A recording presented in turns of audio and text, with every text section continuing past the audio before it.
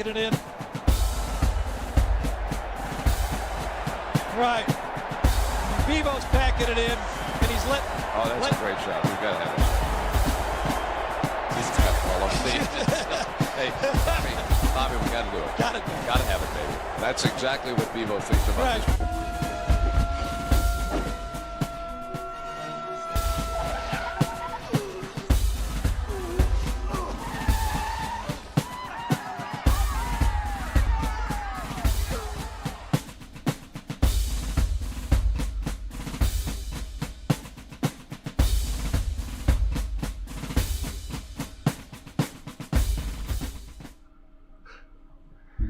Oh, my microphone showing.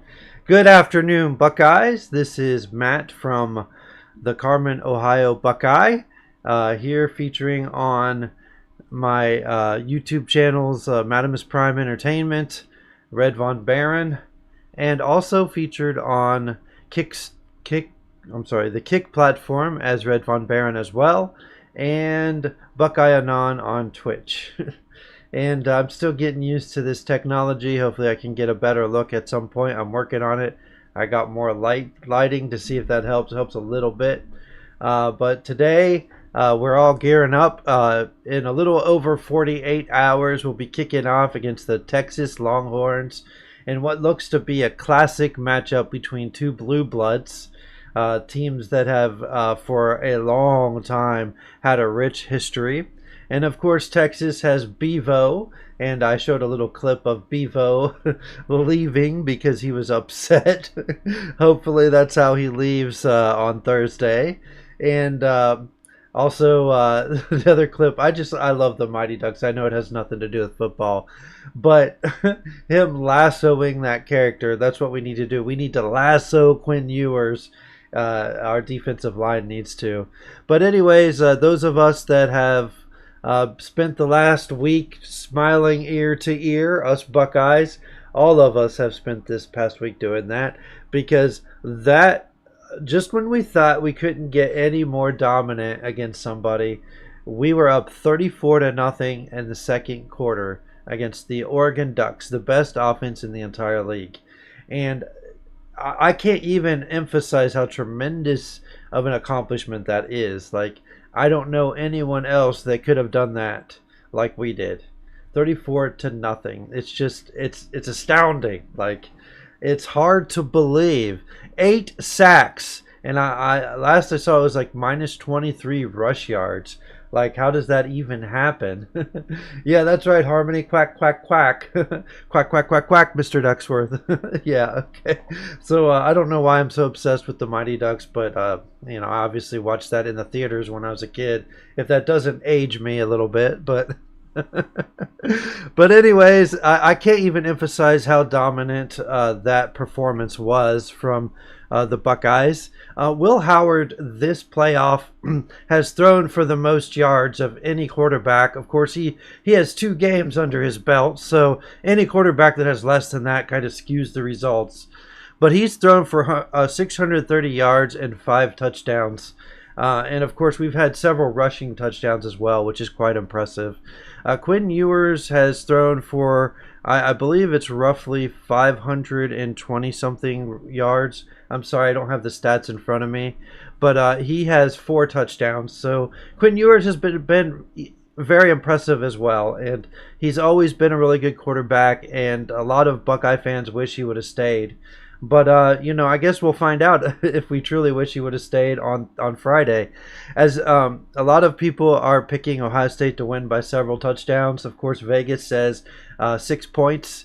The thing is in coming into this game, both teams should feel pretty confident. Ohio State has, of course, one of the best D-lines in the country, and it's looking like maybe the best front 7 in the country overall. One of the biggest improvements on our defense has been our linebackers. Our defensive backs were really good last year too, but our linebackers were probably the weakest part of our defense. Bringing in James Laurinaitis, former Buckeye, who played in one national championship against the Florida Gators. Obviously, that didn't go our way, but bringing in James Laurinaitis has made an immediate impact on our linebackers and their performances. Cade Stover has had several sacks and sacked Dylan Gabriel, which is actually kind of hard to do because Dylan Gabriel is quite mobile. And we limited Dylan Gabriel to 299 yards, 29 of 41 attempts. He had 2 touchdowns, which we had changed our defense to try and run clock, which is why they started scoring.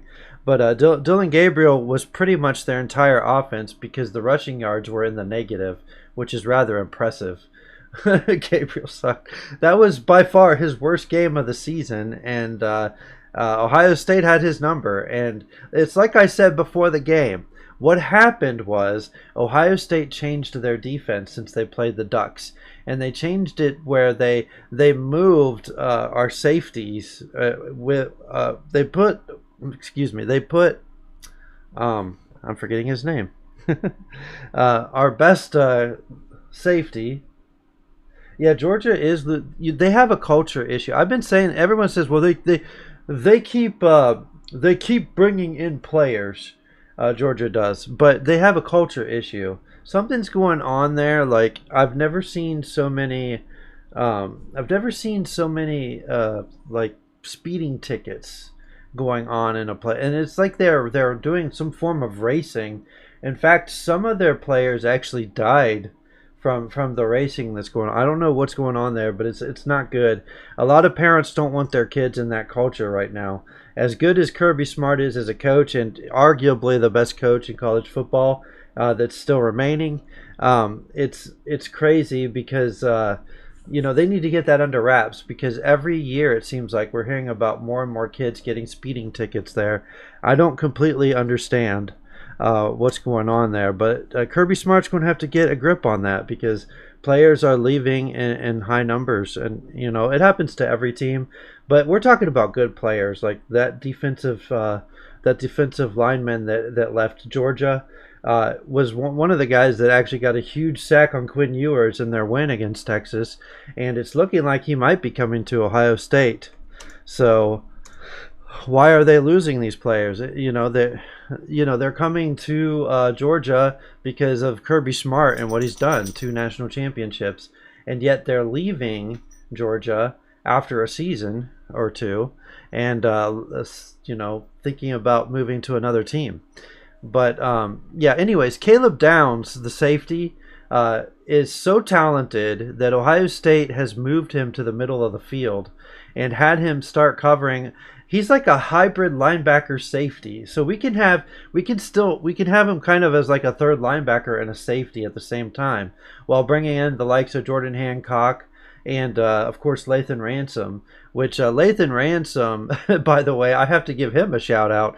He had such a huge tackle on Oregon's running back. The guy tapped out at halftime. He didn't come back. James did not come back the rest of the game after Lathan Ransom's hit on him. And that's 2 games in a row where the starting running backs for the teams we played didn't play in the second half at all. I don't know what's going on, if we hit so hard that they give up and quit, or I don't know what's going on, but it's just insane. Like, so Ohio State's defense is killer right now, man. The way that they're hitting, the way that they're flying, they're moving to the ball, and that poses a huge problem for Texas, because now Texas, it's kind of hard to figure them out, because when they played Clemson, which I think Clemson's an average team this year, they're not like a top team, but I think they had nearly 300 yards rushing in that game. And one of their running backs had almost 250 yards, I believe. Nearly 300 yards rushing. But their games against Georgia had less than 50 yards rushing, both of them.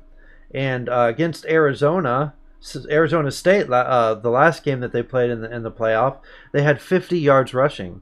Now, I'm not an X's and O guy. I'm just a Buckeye fan, okay?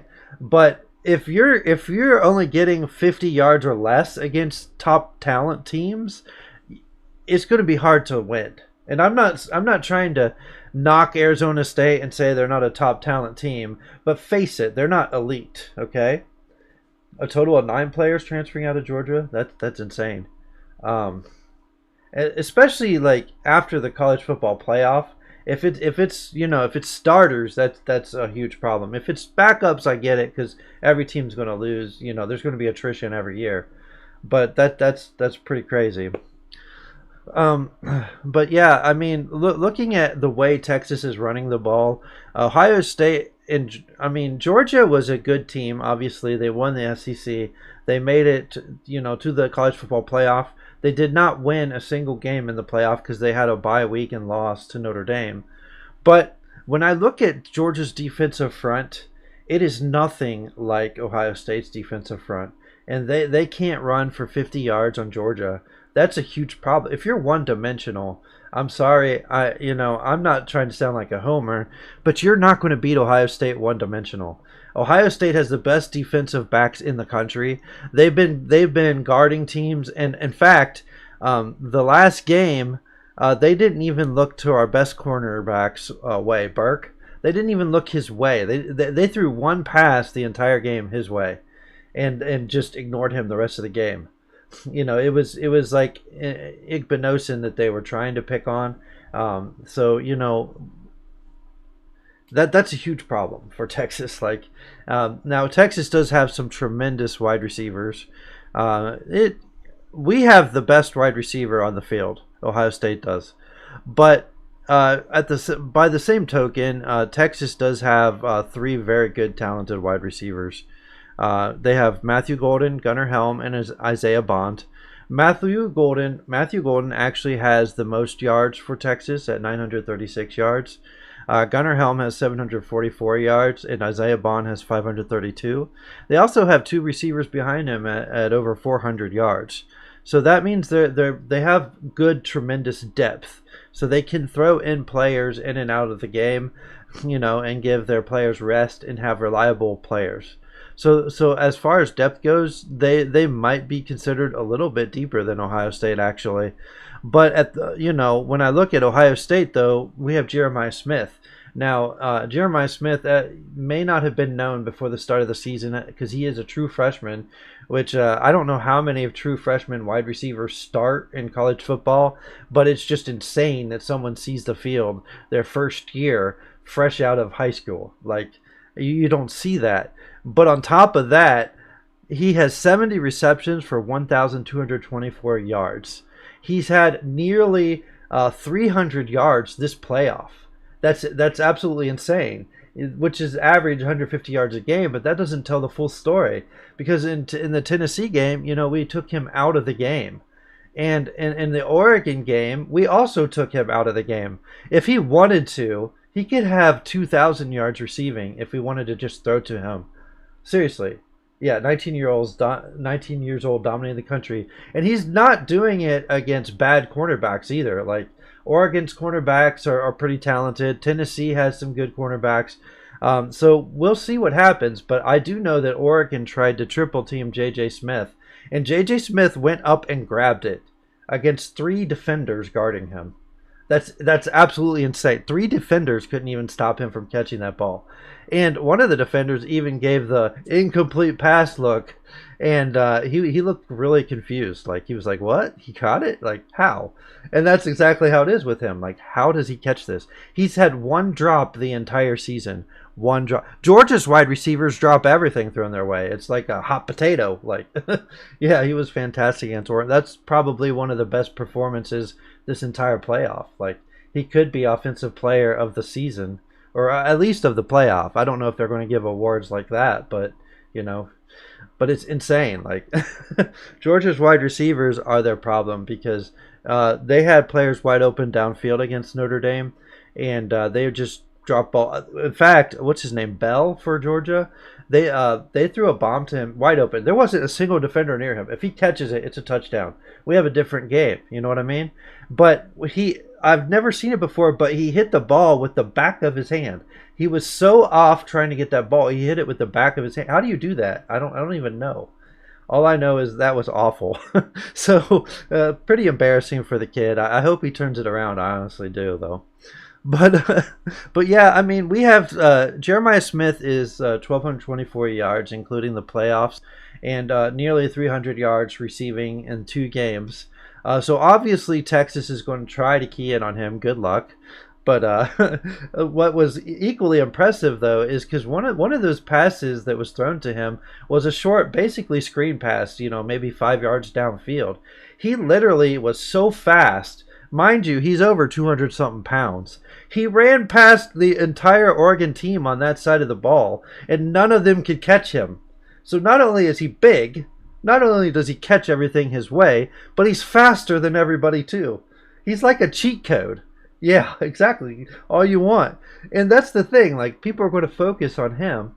But then, OSU also has a guy by the name of Emeka Egbuka. By the way, quietly, Emeka Egbuka is the receiving leader in the entire history of Ohio State college football.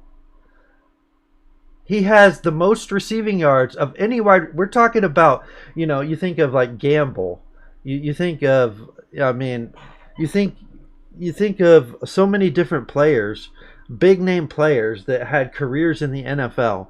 Emeka Egbuka is the leader. And, I ought to pull up all of the different names.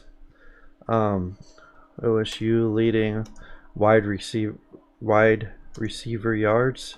I didn't think of doing this before. In history.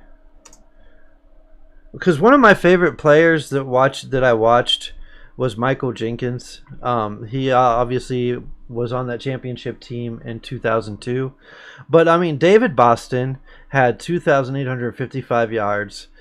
He was the team that actually beat Arizona State, that lost that game that cost them the championship against Michigan State. Gary Williams, Chris Carter, Chris Olave more recently, Marvin Harrison Jr. And the names go on because, there's plenty of other names that have been in the NFL, like Garrett Wilson, who's currently playing for the Jets. You go through all these names, and Emeka Egbuka has more receiving yards than all of them. Now, mind you, we play more games than we used to in history, but that's impressive. Nobody talks about Emeka Egbuka. And you know what? I bet you he loves that no one talks about him. But I want to briefly, because this isn't going to be much longer, but I want to briefly get into my predictions for this game. The thing is Texas's defensive front is very talented, and that's the key, because Ohio State's offensive line is what you call a patchwork offensive line. And the Michigan game, they weren't blocking very well, and as a matter of fact, that's a big reason why they lost that game. But since they've come out the gate in the playoffs, they've been a whole different offensive line. They've changed their scheme to the advantage of what their players' capabilities are, and they've changed their running attack. Because we were going more for an up the middle power kind of run game. Now we're doing a more gap scheme run game, like a gap run attack on teams, and so it fits our offensive line's blocking better than what we were trying to do. And I'm telling you, when I look at Ryan Day, I think that he was going to try and just keep his game plan after we lost Seth McLaughlin, because face it, coaches, when it comes to their rivals, they make that game plan at the beginning of the season and then they add to it as it goes along. He kept his game plan and said, we're just going to do it anyways. And if Seth McLaughlin was there, it might have been a different story. That guy could block anybody.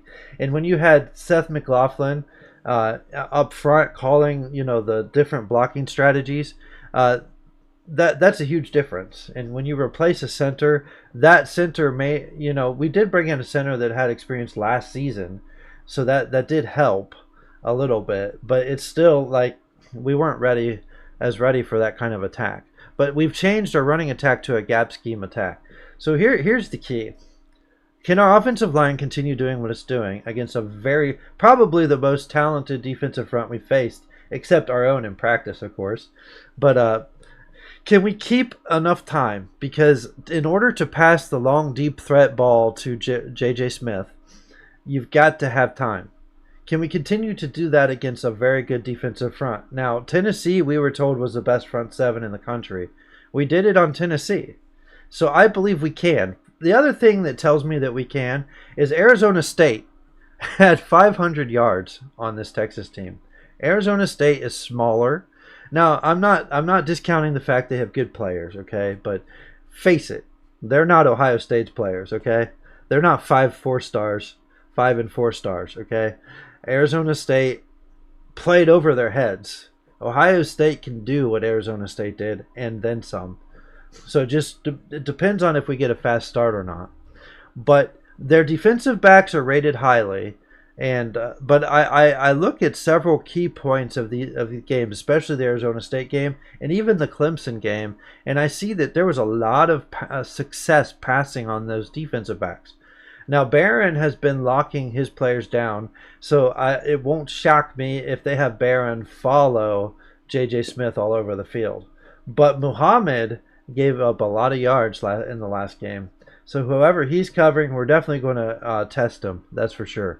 So we'll see if he's ready for the task. As far as our defense goes, Quinn Ewers was sacked, I think, like 4 times. I may be wrong. I think it was like 4 times against Arizona State.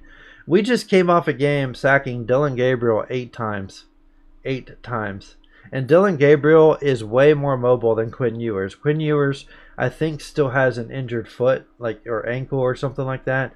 So his running isn't what it was at the beginning of the season. That's a huge problem for Texas. And our defensive front is not only getting in quarterbacks' faces, but they're causing bad throws. They're causing throws quicker than what a team is ready for, and they're just disrupting. And the scary part is they're doing it with the front 4. And when you can do that with the front 4, that poses a huge problem because our defensive backs are locking down receivers. And on top of that, if we don't get to the quarterback, there's some right away. There's some coverage sacks that are happening because our coverage is that good. And I don't think, and I did mention Texas has really good wide receivers. They have very fast receivers, but so did Oregon. Oregon has very good receivers and very fast receivers too. We locked them down. That tells me that this could be a long day for Texas, both sides of the ball. And as long as we continue getting pressure like we've been, as long as our pass blocking holds up the way it's been, I do believe Ohio State will win this game and win it big enough.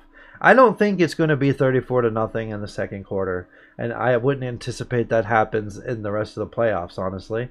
But I do think that we can win a game by at least 2 scores against this team, and especially if we can get an early lead, it's going to be hard to come back on our defense. So what I've actually been thinking about as far as this game goes is a 31-13 kind of game. Texas has had trouble in the red zone. I think that maybe they do get a touchdown in the beginning, towards the beginning of the game, somewhere in the first half. But I think they're going to have trouble scoring the rest of the game.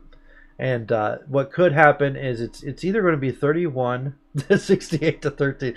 I would enjoy that. I don't anticipate that, but I would love that. But I'm thinking 31-13, and the only way that it's more than that is at the end of the game if we're kind of changing our strategy just to run clock like we did against Oregon. We might give up another touchdown to make it like 31-20, or Harmony's pick of 34-21. I like that too.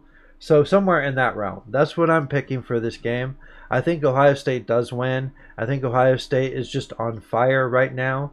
Texas has shown a lot of vulnerabilities, and their offense has struggled in the red zone against lesser opponents. And our defense is a different animal that they have not seen. They had trouble with Georgia's defensive front, which Georgia's defensive front is good, but ours is better. And I think Texas is going to have a lot of trouble with us.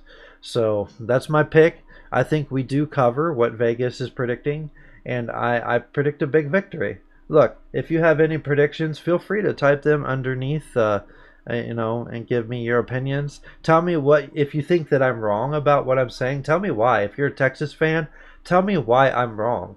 I want to hear your opinions. Tell me what I'm missing about Texas. Go ahead. And if you're a Buckeye fan, give me your predictions. Tell me what you think will happen. Who will be the player of the game? The obvious answer usually is J.J. Smith, but I actually think that maybe Henderson could potentially be the player of this game, partially because they'll be so focused on Smith that our run game could take off. We'll see, though. Anyways, I hope everyone is looking forward to the games. Penn State and Notre Dame is tomorrow, believe it or not, already. You think Will Howard? That could potentially. You know what? I couldn't think of a more deserving guy. 0-3 versus Texas when he was in the Big 12 for Kansas State, and actually his team was 0-4 during his tenure, but he didn't start one of those games. So yeah, Will Howard being the player of the game would be great for him after all the darts he took for the game against Michigan. But yeah, so tell me who your player of the game will be. Tell me your predictions. And if you're how forward you're looking to the game. Notre Dame and Penn State tomorrow. That's going to be a good one. I think it could go either way. My pick is Penn State. I think they're more battle tested. They've played tougher teams throughout the season. I'm not taking away from Georgia. Don't misread what I'm saying. But Penn State has played more really good teams than Notre Dame has.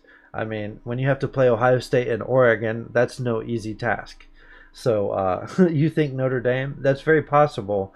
And it just depends on whose will wins because both defenses are very similar.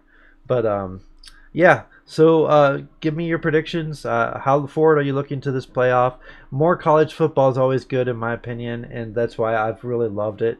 I like your score, 22-17. It should be close like that, like 17-14, 21-17, 23-20. I don't know. It could be something like that. I'm not going to be able to break those teams down like I am Ohio State, but I do expect a good one tomorrow. But anyways, I appreciate everyone that tuned in. I just want to say go Buckeyes, and remember, that doesn't really translate well. I got to work on my technology.